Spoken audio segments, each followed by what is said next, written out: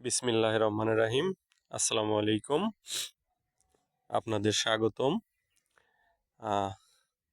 চিত্র আলো কৃষি বিষয়ক পর্বতে। তো আপনাদের সবাইকে আমি জানাবো আজকে বীজের দানা কিভাবে বীজে রূপান্তরিত হয়। তো এখানে আমার এক ভাই আছে, সে পরিচর্যা করছে বীজের দানা। তো তার সাথে আমাদের আজকের কৃষি বিষয়ক আলাপ হবে। তো ভাই, এখানে কয় কেজি বীজের দানা চারাইছেন? জি, কেজি খানেক, তাই না? হ্যাঁ, কেজি খানেক। এদিক একটু পাতলা পাতলা হয়েছে, আর এদিক দিয়ে একটু ভালো হয়েছে। তো মোটামুটি মাশাল্লাহ খারাপ হয় নাই, ভালোই হয়েছে। আরো বড় হবে, সার টার দেবে, যত্ন হবে, খুবই ভালো হবে।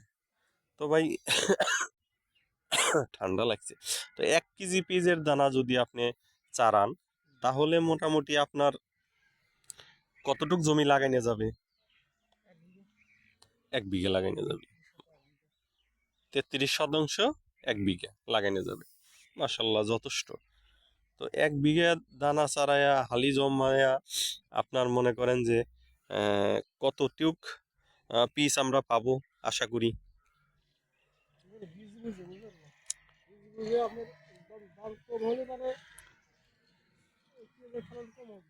জি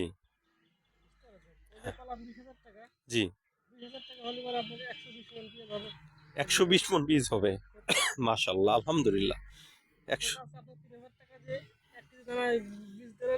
জি ওইটা মনে করেন 60 মণ 70 মণ এরকম 80 মণ করে ভালো খুব ভালো হলে 80 মণ পেয়ে যাবে। জি, যদি খুব ভালো হয় এই আছে ফলন। মানে ভালো হইলে 120 মণ, আর যদি একটু নর্মাল হয় তাহলে না দানা বুঝি দানা বুঝে। ওইটা তো আপনার অরিজিনাল অবশ্যই। জি, আর এটা আপনার আছে ওই লুজ বীজ। মানে কৃষকের কাছ থেকে নিয়া। জি, আমার মনে হয় কৃষকের কাছ থেকে নিলেই মানে ভালো হয়, নাকি অফিস থেকে নিলে ভালো হয়? সরকারি। অফিস থেকে আপনার ওই ওই ওই বীজে ফলন বেশি এই বীজে ফলন কম। বুঝতে পারছি। বীজটা বড় হয় এটা বীজটা ছোট হয়। জি, তো এটা কি অফিসের বীজ নাকি ওই? ওই অবশ্যই অফিসের বীজ না? বীজ। লোস না, অফিসের বীজ। বুঝতে পারছি। না, মাশাল্লাহ যথেষ্ট ভালো হইছে। আরো বড় হবে, হবে। তো অনেক ভালো হবে। এখন মাটি চাষ করে দিলে ভালো হয়, চাষ কেদার উপরে দিছে, এটাও খারাপ হয় নাই। মোটামুটি আল্লাহ ভালোই দিছে দেখা যাচ্ছে। তো এখন আমরা যেটা বুঝতেছি, 1 কেজি দানায় 1 বিঘা হবে 33 শতাংশের 1 বিঘা হবে। তো পিস হবে 120 মণ থেকে 120 মণ। এটা ভালো, ভালো তো, ভালো জাতের, তা 120 মণ হবে 33-এ, আলহামদুলিল্লাহ। তো 120 মণ পিস বর্তমান বাজার দর, বর্তমান এখন তো বাজারে 4,000 টাকা মণ চলতেছে। তো আমি সেটা বাদ দিলাম, আমি মণ ধরবো 2,000 টাকা। 2,000 টাকা নর্মাল বাজারটা ধরবো, তাই নেমি ভাই? তো নর্মাল বাজারটা ধরলে দেখা যাচ্ছে আমার এখানে আল্লাহর রহমতে আহ একদম ফালা ছাড়া 2,40,000 টাকা বিক্রি আছে। ধরেন 1 কেজি দানা 20,000, লাগাই নিয়ে পরিচর্যা দিয়ে আর 20,000, 40,000 টাকা খরচ।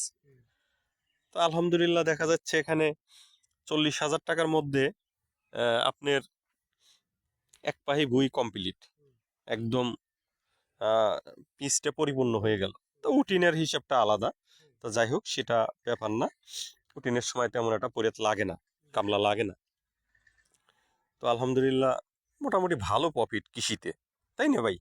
যদি আপনি করতে পারেন, যদি আপনি করতে পারেন আলহামদুলিল্লাহ।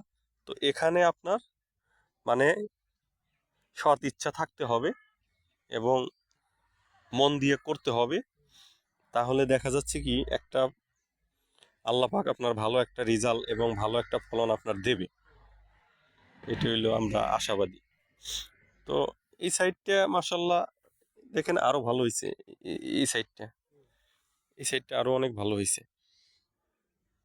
আর কাকা কনে গেল বাড়িতে? গোসল খাওয়া দাওয়া করবেন না?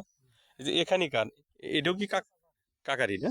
আহ, এখানেও মোটামুটি ঘাস আছে তো কেবল, ঘাসগুলো তো নিড়ে দিতেছেন, নিড়ে দিলেই মনে করেন যে আলহামদুলিল্লাহ এগুলা কয়টা সার ছিটে দিলি ইনিংয়ের ইয়ে যাবে না, ঠেলে উঠবে না, তার সাথে সাথেই মনে করেন যে এগুলা ভালো হবে না, লাগানোর উপযুক্ত হয়ে যাবে না।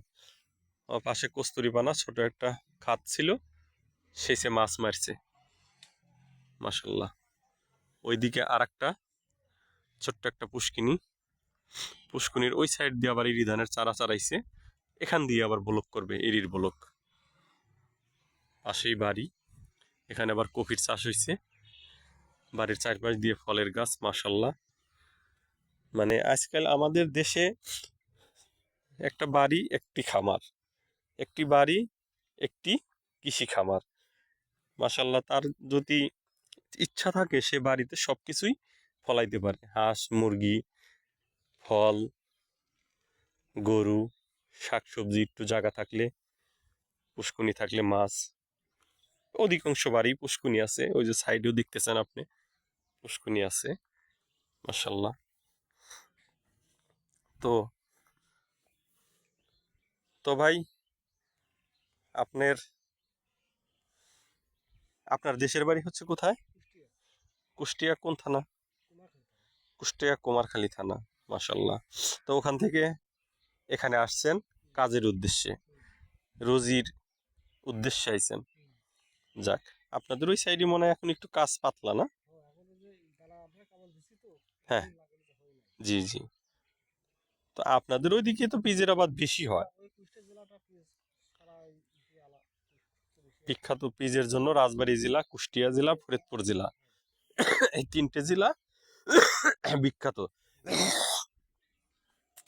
তার ভিতরে বেশি হয় হলো 1 নম্বর আছে রাজবাড়ী, 2 নম্বর ফরিদপুর, 3 নম্বর আছে কুষ্টিয়াতে পিজের জন্য, আর নাটোর আছে 4 নম্বরে, যেটা আমাদের ধারণা এবং দেখে আসতেছি। তো আলহামদুলিল্লাহ অনেক অনেক সুন্দর হবে আশা করি। তো আপনাদের ওদিকে এখনকার সিজনটা ইটে হয় ভালো, শাক সবজিটা হুম। আমাদের এদিকে প্রচুর আমদানি হয়, আপনাদের সবজিগুলা অনেক আমদানি হয়। তো ভাই এই এইটা হচ্ছে দানা, আর ওইটা কি লাগাইছেন ওই ক্ষেতটা? ওটা দানা। ওটাও দানা না? তো আমি একটু ওইদিক যাই, হ্যাঁ? আপনার সাথে গল্প করে অনেক ভালো লাগলো। আপনাদেরই তো, তাই না? আপনাদেরই। ওকে, আসসালামু আলাইকুম ভাই। বন্ধুরা, আমি এখন যাচ্ছি আরেকটা দানা খেতে, ওই কাকারই আরেকটা দানা খেতে। এই যে আরেকটা দানা খেত, এই যে মাশাল্লাহ মাশাল্লাহ, এখানেও দানাগুলো অনেক বড় বড় হয়ে গেছে, দানাগুলো অনেক বড় বড় হয়ে গেছে, আপনারা দেখেন অনেক সুন্দর হয়েছে। এই আর মনে করেন যে 2 সপ্তাহ গেলেই লাগানোর উপযোগী হয়ে যাবে। এই যে, আর 2 সপ্তাহ গেলেই লাগানোর উপযোগী হয়ে যাবে পেঁয়াজের দানা। জমিনে ওই একটু সার দিছে, হ্যাঁ, সার, জৈব সার, যেটাকে ছাই মাটি বলে, ছাই মাটির সার দিছে, এই জন্য একটু কালো কালো দেখা যাচ্ছে, বুঝছেন? তো আলহামদুলিল্লাহ অনেক ভালো লাগতেছে পেঁয়াজের দানাগুলা। আর আমাদের দেশে পেঁয়াজের যে পরিমাণ, আমাদের চাহিদা, অনেক চাহিদা পেঁয়াজের, পেঁয়াজ ছাড়া তো আমাদের চলেই না।